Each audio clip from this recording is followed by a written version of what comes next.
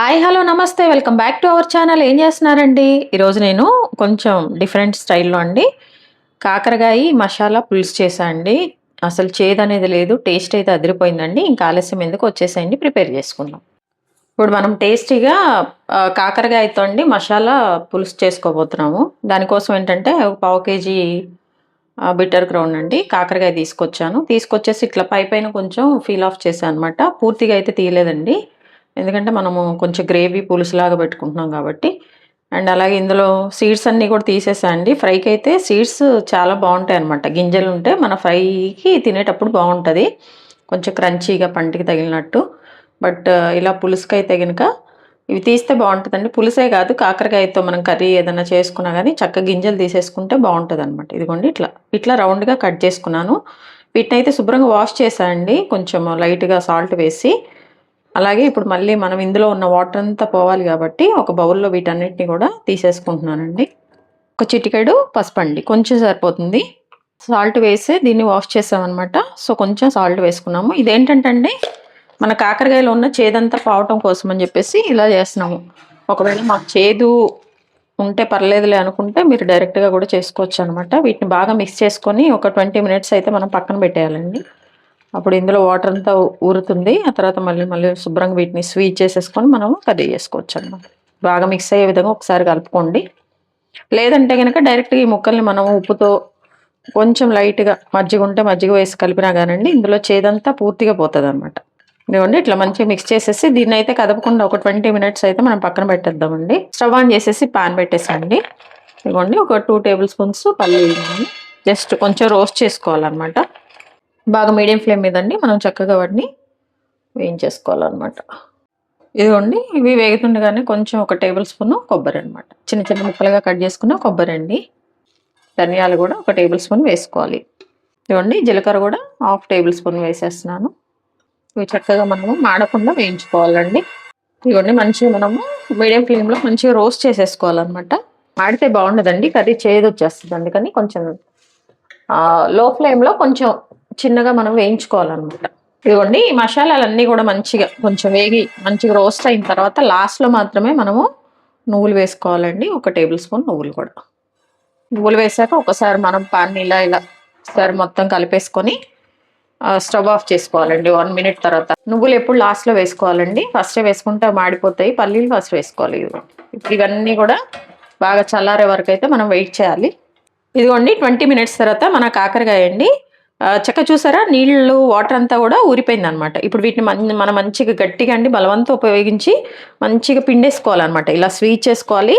ఈ బిట్టర్గా ఉన్నప్పుడే అందులో ఉన్న చేదు అనేది వెళ్ళిపోతుంది అనమాట. ఇదిగోండి ఇట్లా మనకి ఎంత బలం ఉంటే అంత కొంచెం మంచిగా దీన్ని స్వీట్ చేసేసుకోండి. ఇట్లా వేరే బౌల్లో కానీ లేకపోతే వేరే ప్లేట్లో కానీ మనము పెట్టేసుకుందామండి. ఇదిగోండి ఇట్లా చూడండి ఎన్ని వాటర్ వచ్చినాయో. మనం చక్కగా ఉప్పు పసుపు కలిపెట్టేసరికి వాటర్ అన్నీ ఊరేసినాయండి. ఇందులో ఈ ఊరిన వాటర్లో నుంచి ఈ వాటర్ అంతా తీసేస్తే ఆ చేదు కూడా వెళ్ళిపోతుంది అనమాట. ఇవన్నీ బాగా వాటర్ అంతా కూడా పిండేసిన కాకరకాయలు అనమాట. చూసారు కదా, చక్కగా ఇది వాటర్ అనేదే లేదండి, మంచిగా వచ్చేసినాయి. ఇప్పుడు వీటిని మనము కర్రీ చేసేసుకోవాలన్నమాట. ఇదిగోండి మనం ముందుగా చక్క వేయించి పెట్టుకుని మసాలాలన్నీ కూడా చల్లారిన తర్వాత అండి, పూర్తిగా చల్లారాలి. చల్లారిపోతే కనుక ఇవి మంచిగా మిక్స్ అవ్వండి, అంటే అది పౌడర్ లాగా అయితే అవ్వవు. సో అందుకని కొంచెం బాగా చల్లారాక మనం వీటిని మిక్సీ పట్టేసుకోవాలన్నమాట. చూడండి వెల్లిపాయలు ఒక 4-5 తొక్కు తీసినవి, అలాగే హాఫ్ ఇంచ్ అండి, చాలా తక్కువ అల్లం కూడా యాడ్ చేశాను అనమాట. ఇప్పుడు వీటిని మనము చక్కగా మిక్సీ పట్టుకోవాలి. కొంచెం వాటర్ యాడ్ చేసుకుంటూ మంచి పేస్ట్ లాగా అయితే దీన్ని మనం పట్టుకోవాలండి. ఇదిగోండి ఇట్లా పేస్ట్ చేసేసాను. ఈ పేస్ట్ని మనం పక్కన పెట్టేసుకుందామండి. ఇప్పుడు మన కర్రీ ప్రాసెస్ కోసం అండి స్టవ్ ఆన్ చేశాను, ఒక బాండీ పెట్టేశాను.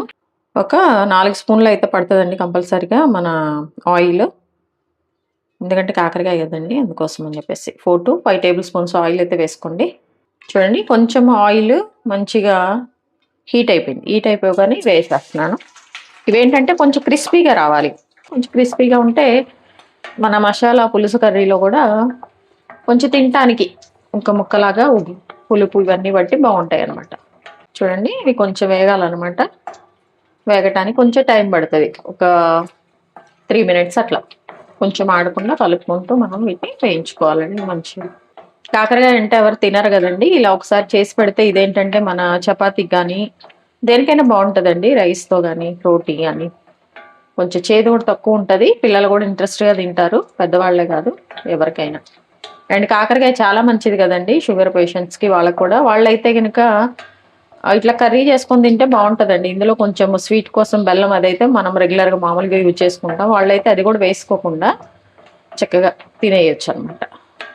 కర్రీ చేసుకొని బావుంటది. ఈ పులుపు అనేదేంటంటే కనీసం మనం రైస్‌లో తినలేకపోయినా రోటీ, చపాతీ వాటిలో గానీ దేనిలో అయినా బావుంటది.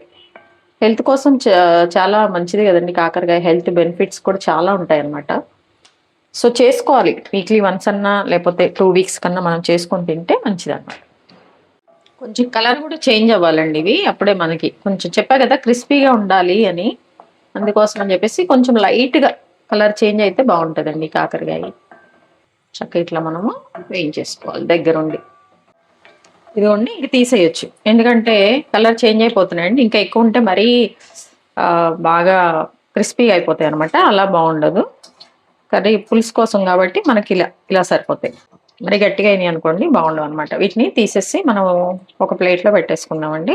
ఇదిగోండి ఇట్లా ఒక ప్లేట్‌లో తీసేసుకొని పక్కన పెట్టేసుకుందాము. ఈ ఆయిల్‌లోనే అండి మనము పోపెట్టేసుకుంటున్నాం. దానికోసం ఏంటంటే కొంచెం ఆవాలు, ఇలా తాలింపుకి ఆవాలు ఎన్నేస్తామో తెలుసు కదండీ! అట్లా కొన్ని ఆవాలు, జీలకర్ర.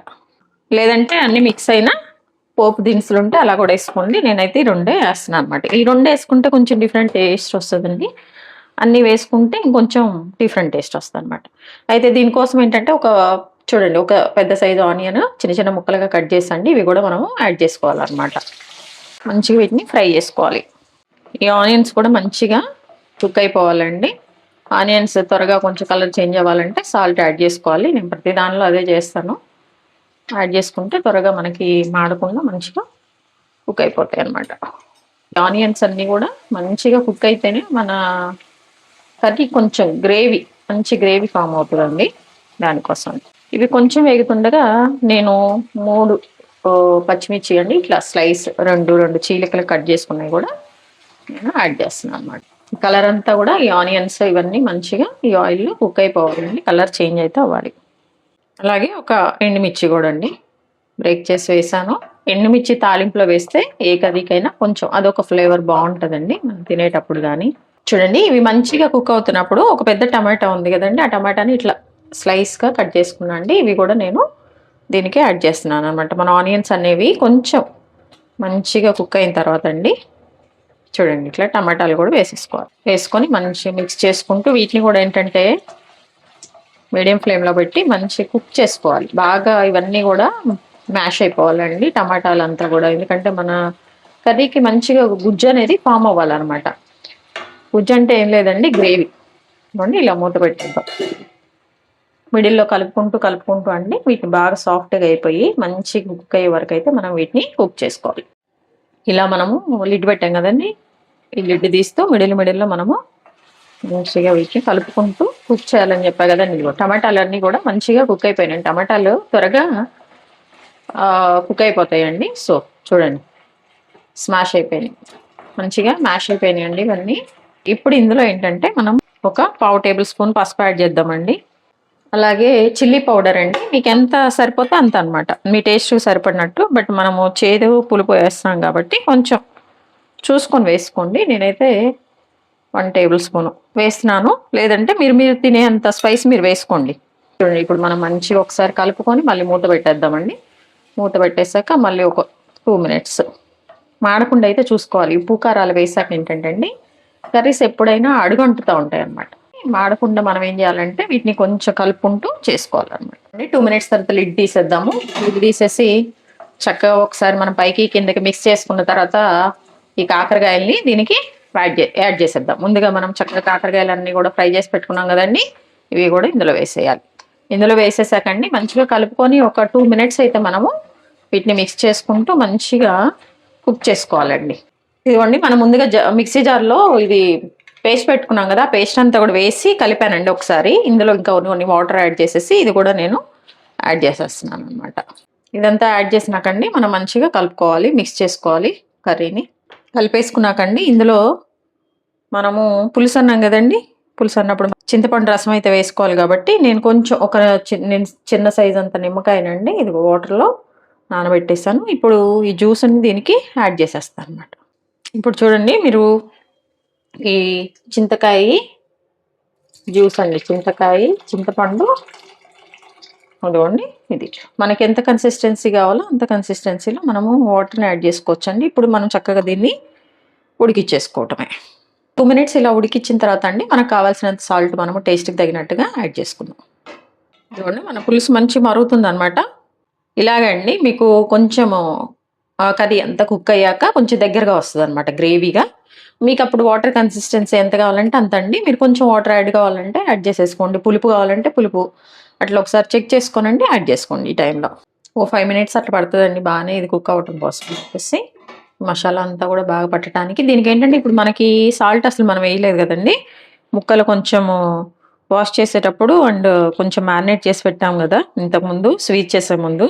సో దానికోసం అన్ని మైండ్లో పెట్టేసుకోనండి. మీకు ఎంత ఉప్పు అయితే సరిపోతుందో అంత మీరు వేసేసుకోండి. కొంచెం పులుపు అదే వేసాం కాబట్టి పడుతుంది, సాల్ట్ 1 టేబుల్ స్పూన్ వరకు అయితే పడుతుందండి.